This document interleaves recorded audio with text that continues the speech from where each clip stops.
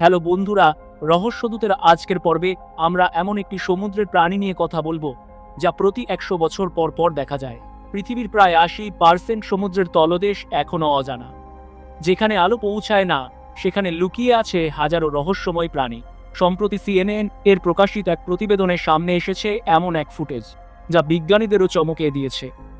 2025 সালের মার্চ মাস, দক্ষিণ আটলান্টিক মহাসাগরের দক্ষিণ স্যান্ডউইচ দ্বীপপুঞ্জের কাছে সৌমিদত্ত ওশান ইনস্টিটিউট পরিচালিত একটি রোবোটিক সাবমেরিন অভিযানের সময় হঠাৎই ক্যামেরায় ধরা পড়ে এক বিরল দৃশ্য। এটি ছিল ক্যালস্কুইড, পৃথিবীর সবচেয়ে বড় চোখওয়ালা ও রহস্যময় সামুদ্রিক প্রাণীগুলোর একটি। ক্যালস্কুইডের বৈজ্ঞানিক নাম মেসোনয়চোদেউথিস হ্যামিল্টনি। এটি দৈর্ঘ্যে প্রায় 14 মিটার পর্যন্ত হতে পারে এবং ওজনে হতে পারে প্রায় 500 কেজি।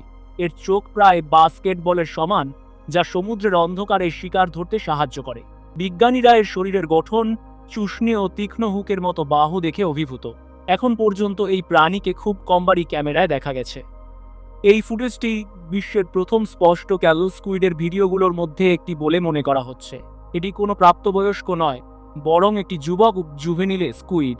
বিজ্ঞানীরা বলছেন এটি প্রমাণ করে যে সমুদ্রের গভীরে এই প্রাণীদের বাস অনেক বেশি বিস্তৃত। CNN এর রিপোর্ট অনুযায়ী ফুটেজটি বিশ্বজুড়ে গবেষকদের মধ্যে তুমুল আলোচনার জন্ম দিয়েছে। আজও ক্যালস্কুইড নিয়ে অনেক কিছুই রহস্যে ঘেরা। তারা কোথায় থাকে, কিভাবে প্রজনন করে, কতটা সংখ্যায় আছে, বিজ্ঞানীরাও জানেন না সবটা।